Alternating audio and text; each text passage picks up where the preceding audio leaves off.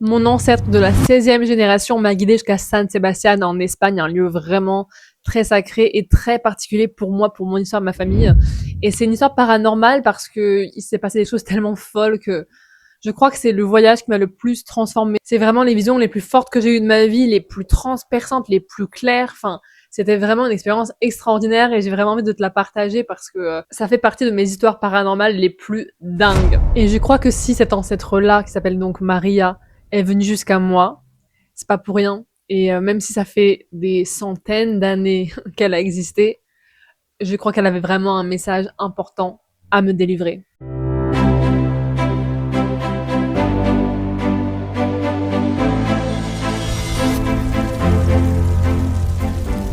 Hola, moi c'est Justine et bienvenue dans le royaume des mystères. Vraiment, je suis trop contente de t'accueillir ici. Alors, faut savoir, si tu me connais, si tu regardes mes vidéos, le décor a changé effectivement parce que j'ai déménagé en fait. Donc, du coup, ça change un peu beaucoup. Voilà, j'espère que ça te plaît. Dis-moi si tu préfères le nouveau ou l'ancien. Donc, ce sera comme ça dorénavant.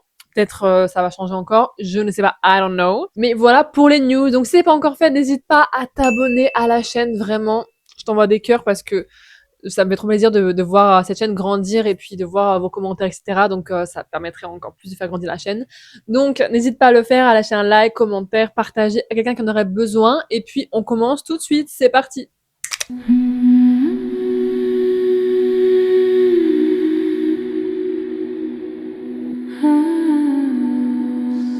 Alors, peut-être que tu as cliqué sur cette vidéo en te disant, mais de quoi elle parle? C'est hyper intriguant, je suis hyper curieux, hyper curieuse, mais je comprends rien. Qu'est-ce qu'elle me raconte? La 6e génération? Comment tu peux avoir un contact de ton ancêtre, qui date de la 16e génération? Parce que faut remonter dans le temps, hein. Ça veut dire que si on parle de la 16e génération, ça veut dire qu'on parle des années 1700, non, même plus loin. Je crois que c'est 1600, 1500, un bail comme ça. Pas forcément compter exactement parce que je sais même pas en fait vraiment, mais en tout cas ça fait vraiment un bout de temps. Donc déjà, avant de te raconter l'histoire précisément, je vais te raconter l'introduction, donc comment j'en suis venue à aller faire un voyage à San Sebastian, genre pour quelle raison en fait, quel est le lien avec du coup mon aïeul qui s'appelle Maria, on va l'appeler Maria. Je ne suis pas sûre que ce soit son vrai nom, mais j'en sais rien. Et en vrai, c'est ce qui était venu le plus limpidement, le plus intuitivement possible, et qui venait d'Espagne. Donc j'ai des ancêtres espagnols, moi qui croyais que j'avais pas d'ancêtres hors de France, mais en fait si. Et donc voilà, comment j'en suis venue à faire ce voyage avec ma maman. Ça c'est aussi important, je l'ai fait avec ma mère, et ça va, je vais t'expliquer pendant tout le long pendant tout le long de l'histoire. Donc tout a commencé avec mon énergéticienne, c'est-à-dire que moi j'ai une énergéticienne, donc quelqu'un qui fait des soins énergétiques, qui m'a appris vraiment à faire ça et aussi à faire de la kinésiologie et des tirages de cartes en 2021, donc j'avais 20 ans, 21 ans pardon.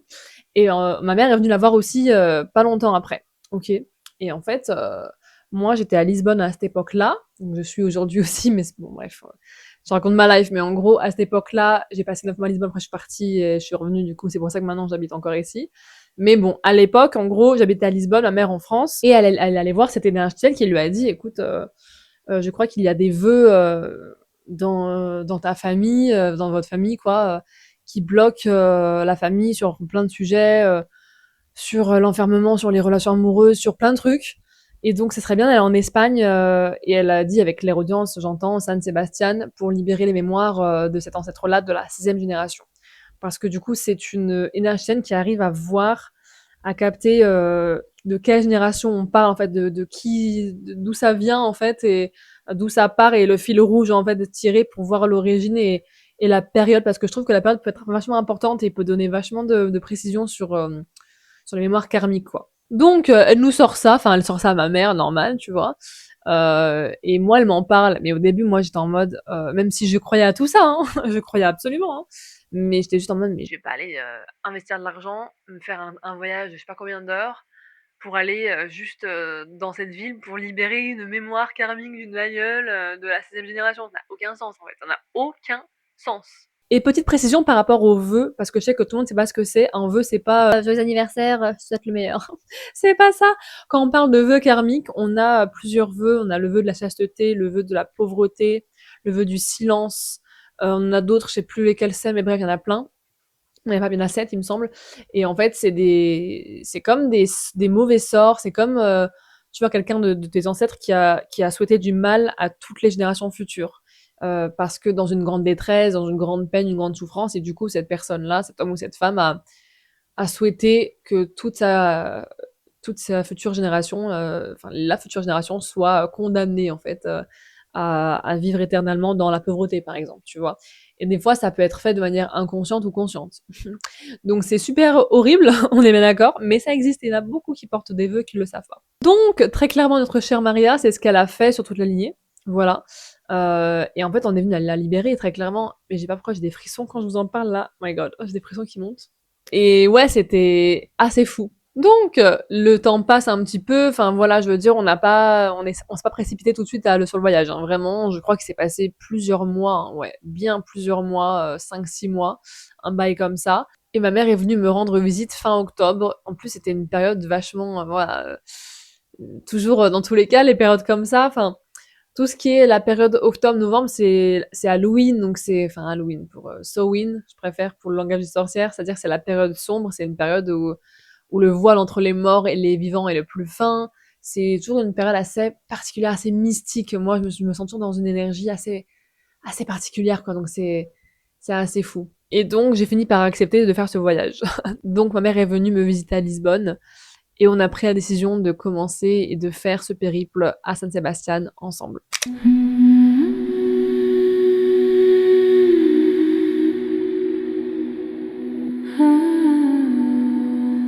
Alors, l'arrivée à Lisbonne, quand tout commença. Parce qu'il faut savoir que l'histoire ne commence pas à San Sebastian, elle commence à Lisbonne, en fait. Voilà, ça a commencé, en fait, c'est-à-dire que à partir du moment où ma mère est venue me voir, me rendre visite, tout a commencé. Et elle n'est pas venue longtemps, il me semble qu'elle est venue, je crois, en tout 5-6 jours, quoi. Donc 2 jours à Lisbonne, 3 jours à Lisbonne, je crois, et 2 jours à San Sebastian, même pas. Genre, c'était une journée, c'était une nuit, fin de soirée et la journée. Enfin, c'était vraiment super court, super rapide. Et en général, c'est vraiment comme ça que ça se passe, parce que là, c'est vraiment un voyage initiatique, on est d'accord.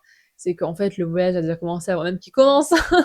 Parce que t'es dans les énergies, c'est l'intention est là, en fait, ça baigne tout ce que enfin, le pourquoi t'es venu, en fait, bah, ça rentre déjà en compte dans le voyage. Donc, bref, même à Lisbonne, c'est déjà présent, en fait, cette énergie de Maria, notre ancêtre. Donc là, le premier jour, il se passe déjà un truc de fou, c'est-à-dire que ma mère, en fait, elle est venue chez moi, ok, on a mangé ensemble, donc là, vraiment, ça fait mes souvenirs, parce que ça fait un petit moment, mais quand même, je me rappelle quand même très bien. Et en fait, on commence à parler de ce sujet-là, on en discute un petit peu de ce qu'on va faire, de ce qu'on prévoit de faire à San Sebastian, de nos derniers préparatifs et de nos updates de vie, donc comment ça va, bref, ça raconte notre life, quoi. Et en fait, on était à table, et je me souviendrai toujours, parce que je me souviens exactement le lieu où c'était, etc., et qu'est-ce qui s'est passé. Donc on est à table en l'une en face de l'autre. Et là, d'un coup, je commence à avoir les pieds pétrifiés, c'est-à-dire vraiment collés au sol. Je ne peux plus enlever mes pieds du sol, je sais plus enlever mes pieds du sol, c'est pas possible. Genre ça, c'est collé quoi. Mais genre vraiment hardcore en fait. Et je sens toutes mes jambes qui sont extrêmement dures, extrêmement lourdes. Genre je peux plus les décoller quoi. C'est abusé. Donc déjà je sens cette pression. Enfin, c'est pas de la pression, c'est plus de l'ancrage vraiment, vraiment très fort. D'un coup, genre je me suis fait ancrer direct. Et en fait, là, mon Dieu, j'ai des frissons. Là, je regarde ma mère. Et en fait, je ne vois pas ma mère. Je ne vois pas ma mère, je vois. En fait, ses traits ont changé de visage. C'est-à-dire que je la regarde, comme je te vois là, mais c'était plus elle. Je vois un squelette à la place de son visage. C'était assez troublant, je vais pas vous mentir. Parce que du coup, vraiment, c'était plus elle, quoi. Ça faisait très peur, hein, on va pas se mentir, ça faisait très très peur. Et en fait, je lui parlais, je dis maman, je peux plus te quitter, enfin des yeux, j'arrivais plus à détourner le regard. En fait, j'étais vraiment comme fixée comme ça, les pieds dans le sol comme ça, en train de finir à manger. Puis elle partait, et puis elle est revenue. Et là, je suis en mode, je la regardais comme ça, mais je vois un squelette à la place de toi, etc. Enfin, ça a duré un petit moment, et puis je commence à pleurer en fait. Les larmes commencent à venir, à monter de nulle part. Et ça, je sais que c'était pas moi, parce que c'est pas mes émotions en fait. Là, clairement, j'étais en train de me faire traverser par une entité, par quelque chose, par ce squelette-là. Et du coup, je pense que c'était Maria. Mais c'était bizarre sous forme de squelette. On se dit, mais attends, mais pourquoi sous forme de squelette? Voilà, c'était un peu bizarre quand même, hein, le truc, parce que ça peut arriver, les histoires comme ça, mais en général, il n'y a pas de squelette. Donc, quel est le rapport avec le squelette? J'y viens, vous inquiétez pas, vous allez comprendre. Mais retenez bien cette information parce qu'elle est très très importante. Et donc voilà, je vis mes émotions, je pleure beaucoup, je suis vraiment très émue, mais d'une manière où waouh, c'est pas forcément, alors ça de la tristesse, oui, beaucoup de tristesse, mais aussi il y a un côté émouvant, il y a un côté enfin enfin, waouh, je suis vue, enfin je peux être libérée. Donc après, ce qu'on a fait, c'est qu'on a laissé le truc passer. Voilà. Après, c'est passé, c'est redescendu, mais bon, ça a mis un peu de temps quand même. Et moi, j'ai senti quand est-ce que je pouvais bouger et sortir de la chaise où j'étais, quoi, de table, et que mes pieds étaient plus, voilà, relâchés parce qu'il a fallu un peu de temps quand même. Et en fait, on a commencé à faire un soin à libérer ces nages de squelette parce qu'en fait, je sentais qu'il y en avait plein après. Il y en avait plein, il n'y en avait pas qu'un, il y en avait genre, moult, moult. Sauf que quand tu n'es pas médium, formé, énergéticienne, etc., en fait, faut faire attention. Donc moi, à l'époque, je faisais quand même attention. Même si, au vrai, aujourd'hui, je fais encore plus attention et je fais même plus ça, en vrai. Je fais même plus de libération d'âme dans des lieux et tout. Enfin, parce que après, ça ramène trop de merde chez toi, ça ramène trop de trucs. C'est pas mon job à moi. En tout cas, pas pour l'instant. Mais c'est vrai qu'on avait fait avec ma mère ça. Et bref, ça c'est petit aparté parce que faut faire attention à ce qu'on fait et pas croire que parce que tu es dans l'invisible que tu es intouchable, pas du tout. C'est très important de suivre un cadre et de savoir ce qu'on fait. Et suite à ça, on a fait un tirage de cartes sur Maria, en fait, pour la comprendre, pour savoir quelle est son histoire, qu'est-ce qu'on va venir libérer, comment on peut l'aider, en fait, et comment on peut se libérer de ces fameux vœux qui ont été faits sur notre famille, en fait, notre lignée de femmes, notamment. Donc, on commence à faire le tirage de cartes, tout ça, et c'était intéressant, en vrai, ça donnait pas mal d'informations, il me semble que c'était vachement lié à un amour impossible en fait, un amour qui était pas possible, un enfermement aussi, beaucoup lié à l'enfermement, à une sorte de prison, de pas pouvoir sortir en fait, ce truc de en fait, enfin c'est plus que être pas heureux, c'est vraiment ne pas ouais être emprisonné quoi. Et je pense que c'est pas seulement littéral, c'est être emprisonné genre pour de vrai. En plus quand tu réfléchis à cette époque-là, tu te dis ouais, il y a totalement moyen quoi. Et puis en plus je pense que c'était une sorcière donc forcément elle a dû vivre des trucs vraiment pas chouettes du tout quoi. Il y avait aussi beaucoup de désespoir, vraiment une tristesse vraiment très lourde, hein. Mais genre, quand je dis très lourde, c'était genre, enfin voilà, une dépression, quelque chose de qui te plombe, qui te fait avoir le cœur noir. Enfin, après là, c'est d'après mes souvenirs, mais il me semble que c'était vraiment quand même vachement costaud. Et je crois que c'était aussi lié à un homme et plusieurs autres choses que je me souviens plus. Mais en tout cas, voilà, il y avait cette lourdeur là. Donc ça, c'est pour Lisbonne. Maintenant, passons à San Sebastian.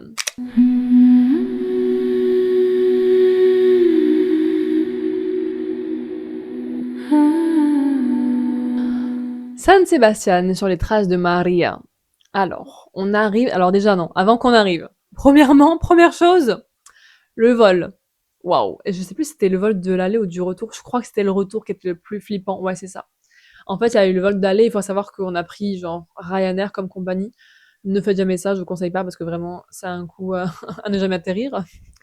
Vraiment, pire expérience de ma vie hein, dans les avions. Mais je crois que l'aller, ça allait à peu près, mais le retour, ça n'allait pas du tout. Voilà, le retour, en fait, il y a eu des turbulences au retour. J'ai vraiment cru qu'on allait y passer, en fait, parce que c'était pas des turbulences normales. Tout le monde regardait par la fenêtre. Les hôtesses, elles passaient plus, elles sont jamais passées, enfin, pratiquement pas dans les allées, enfin, et je sentais un truc dans mon ventre un peu pas ouf quoi. Genre parce que je connais les turbulences et en général ça fait pas forcément très peur. Enfin moi ça va, genre ça passe et voilà. Là c'était bizarre, c'est très très étrange en fait. Et je chantais un truc de ouais j'avais un peu peur pour ma vie, hein. Je priais. Mais bref, revenons à nos moutons. Donc on arrive à San Sebastian le soir, donc on arrive ouais assez tard et on a dormi dans une auberge de jeunesse il me semble. On a pris une chambre juste pour toutes les deux. Et du coup, on a mangé là-bas. Bref, on est arrivé tard. Toi, tu sens l'énergie là-bas qui est très. En fait, ça fait pas forcément très peur. Enfin, moi, je trouve pas que ça fait peur. C'est pas glauque. C'est pas voilà. C'est juste ancien. Tu sens qu'il y a du vécu. Tu sens qu'il y a, il y a une mémoire des lieux, des rues, des allées, etc. Il y a quelque chose que je saurais pas expliquer comme si j'étais à la maison aussi un petit peu. Genre, je sens quelque chose comme ça. Et donc le lendemain arrive, et le lendemain, qu'est-ce qui se passe? Dans le matin, boum, j'ai mes règles. Voilà. En général, enfin, c'est assez marrant parce que en tant que femme, on est très connecté. Enfin, si t'es connecté à ton cycle et que tu fais attention à quand ça arrive. Moi, mes règles personnellement dans ma vie, elles arrivent toujours à des moments. Bien sûr, c'est tous les mois, on sait, hein, mais elles arrivent à des moments précis, à des moments, il y a des déclencheurs. En fait, je me sens comme si je me nettoyais, je me purge tous les mois. Et là, le fait que ça arrive à ce moment-là, c'est pas pour rien. Et des fois, même dans ma vie, ça se recule, ça se retarde ou ça avance en fonction d'un truc que je dois vivre et que j'ai vécu. Du coup, bah, ça dérange un peu mon cycle parce que c'est à ce moment-là que ça doit se passer. Voilà, c'est assez particulier, mais finalement pas tant que ça parce que c'est juste, le flux de la vie, quoi. Et donc j'ai mes règles et en fait, je commence à avoir très mal au ventre et là je me dis: «Putain, en fait, comment je vais faire pour faire ce voyage? Parce que j'ai mal, en fait, aux ovaires, comment je vais faire?» Parce que moi quand j'ai vraiment mal, hein, c'est pas j'ai mal un petit peu, c'est vraiment une douleur abominable, atroce, que je souhaite même pas à mon pire ennemi. Voilà.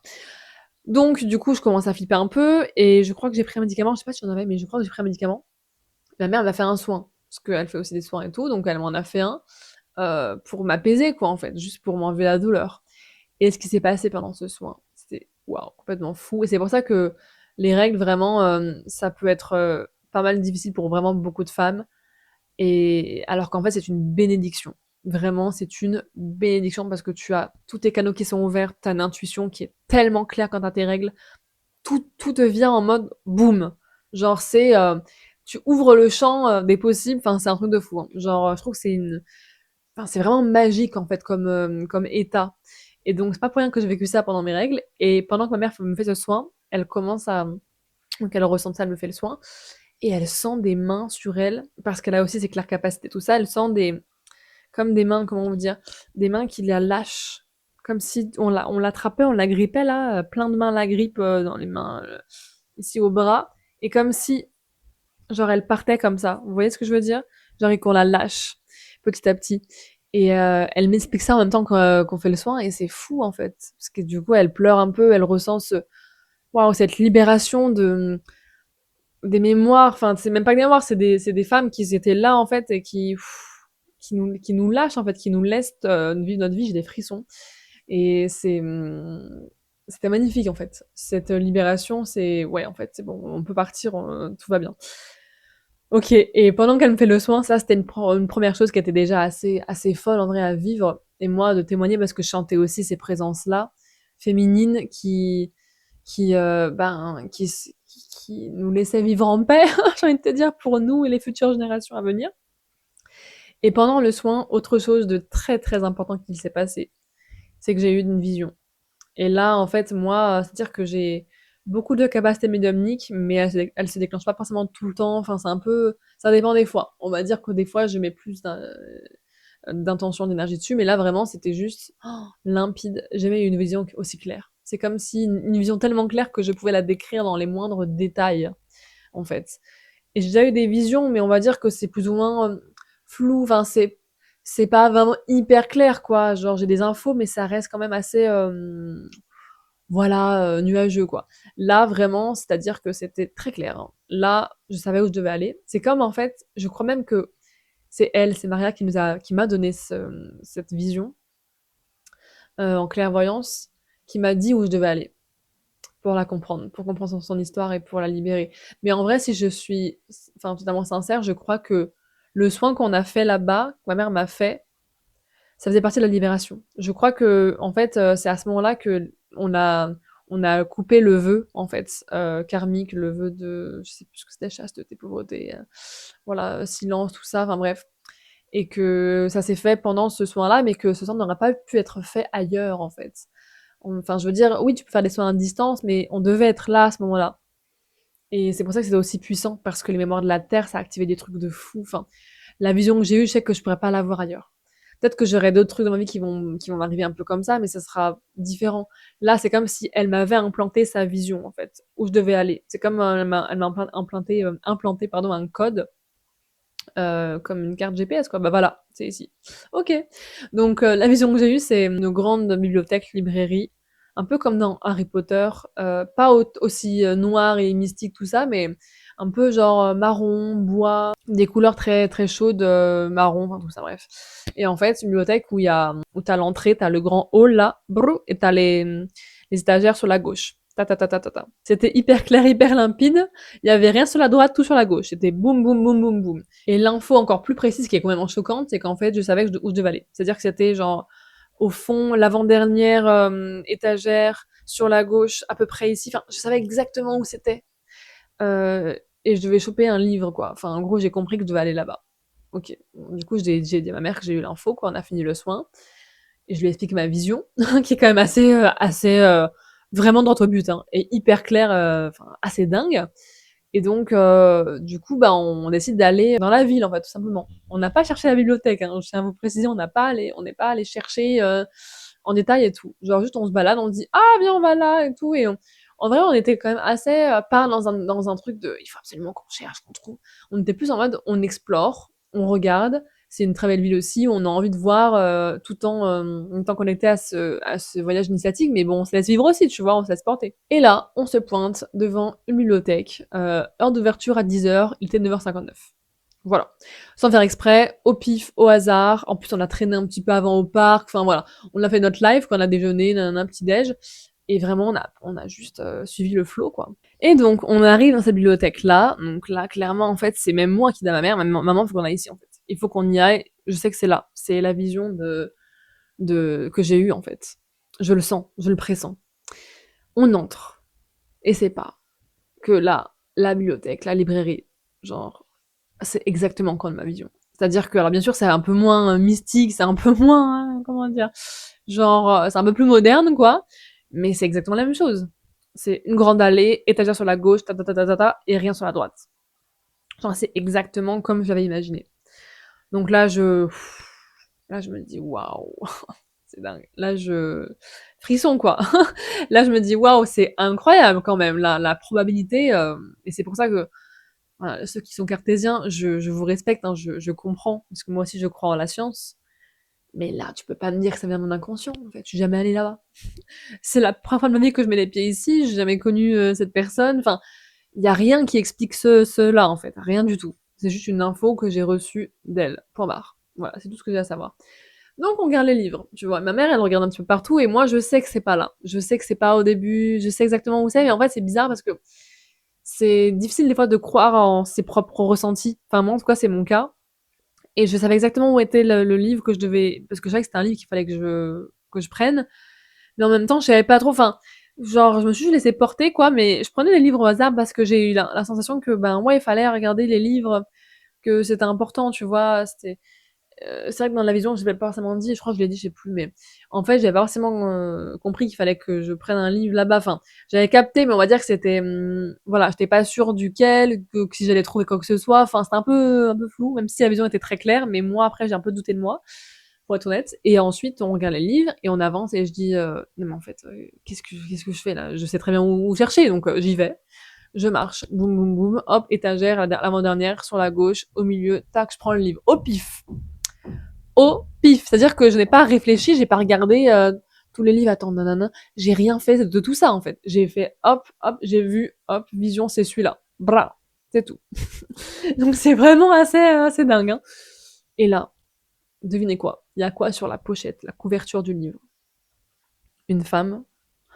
Non mais ça, frisson de fou. Une femme avec un squelette à l'intérieur. Genre, voilà.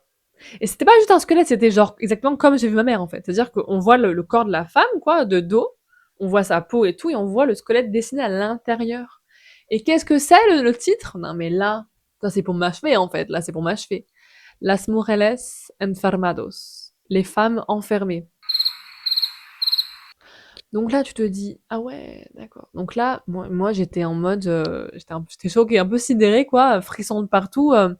Waouh, c'est complètement dingue là, c'est ce qui se passe là, c'est complètement fou. Et là, ça vient valider, confirmer tout ce que j'avais, enfin ce qu'on avait pressenti, ce que j'avais pressenti, et une en vision en fait, et même les informations avant dans le tirage de cartes que j'ai vu avec ma mère à Lisbonne quand on mangeait ensemble, le squelette, etc. Enfin, tout faisait sens, tout faisait sens.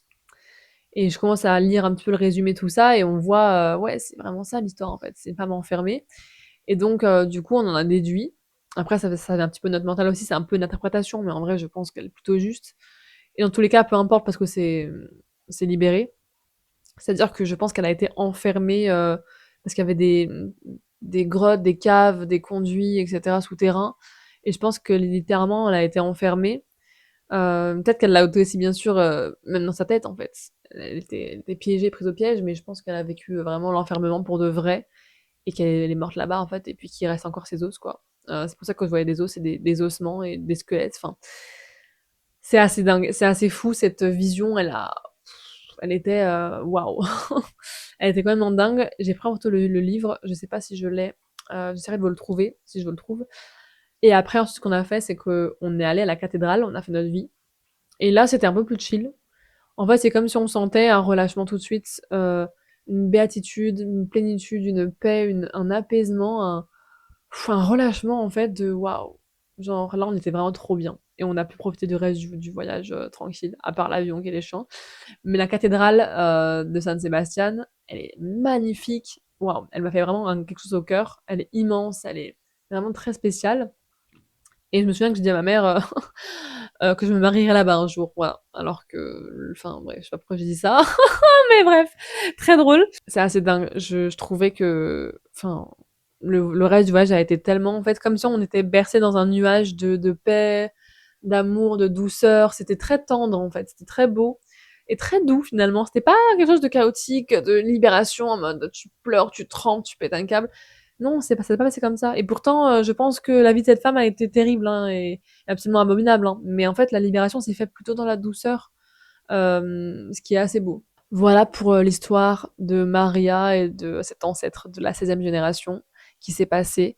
Et vraiment, j'ai envie de faire d'autres voyages initiatiques parce que je trouve que c'est quelque chose d'assez puissant. Moi, il y a plein d'endroits qui m'appellent et je sais que je veux y aller, mais que c'est pas des endroits pour aller. Enfin, oui, bien sûr, je peux aller me reposer là-bas et chiller, mais je sens que, en fait, je vais aller travailler là-bas. Mais pas travailler, c'est-à-dire travailler sur les sphères émotionnelles, karmiques et compagnie. Notamment la Pologne, je voulais beaucoup aller là-bas, à Auschwitz. Voilà, me demandez pas pourquoi, je voulais aller là-bas, parce que je sens que j'ai une vie antérieure, pardon, là-bas. D'ailleurs, je pense que j'ai fait, enfin, allez voir la vidéo que j'ai fait sur mes vies antérieures, peut-être que ça pourra vous parler et vous émoustiller quand vous intéressez. J'aimerais beaucoup aussi aller en Égypte, ça m'a beaucoup appelé. J'ai vécu en Écosse, mais c'est vrai que je suis pas allée assez explorer les islands, les endroits. Pas assez, vraiment pas assez, parce que je sens que là-bas aussi, il y a des choses. Donc, bref, beaucoup d'endroits qui sont hyper intéressants. Et moi, c'est ce que j'aime dans les voyages. C'est pas que, oui, aller visiter, aller se balader, aller prendre le soleil sur les îles, machin. C'est que à chaque fois, en fait, en plus, je m'étouffe là. À chaque fois, j'en ressors avec quelque chose de transformé, transcendé chez moi. La dernière fois, c'était à Bali. En vrai, j'ai voyagé à Bali et aussi en Thaïlande, en Malaisie, mais en vrai, la Thaïlande et la Malaisie, rien du tout. Hein. J'y suis allée, mais en vrai, j'ai pas trop ressenti grand chose et ça m'a pas vraiment plu de ouf. Après avoir retourné, mais bon, je suis pas 100% emballée. Alors que Bali, ça m'a vraiment fait quelque chose, j'avais besoin de guérir là-bas et ça m'a vraiment aidé cette terre. Mais voilà, il y a vraiment des endroits des fois qui sont, qui tombent dessus, là, tu t'y vas et en fait, ça te change. C'est un voyage autant extérieur que intérieur. C'est hyper puissant. C'est hyper puissant et ça permet de t'avoir, enfin, je trouve que moi, ça, c'est un moyen d'avancer dans ma vie, genre, qui est inexplicable, en fait. Faut vraiment le vivre. Ces voyages initiatiques, ils sont merveilleux. Ils sont complètement dingues. Voilà. Donc, j'espère que cette vidéo t'aura plu. Et puis, n'hésite pas à me dire ce que t'en as pensé en commentaire. Et moi, je te fais de très gros bisous. Et je te dis à dimanche prochain pour une toute nouvelle vidéo. Bisous, ciao.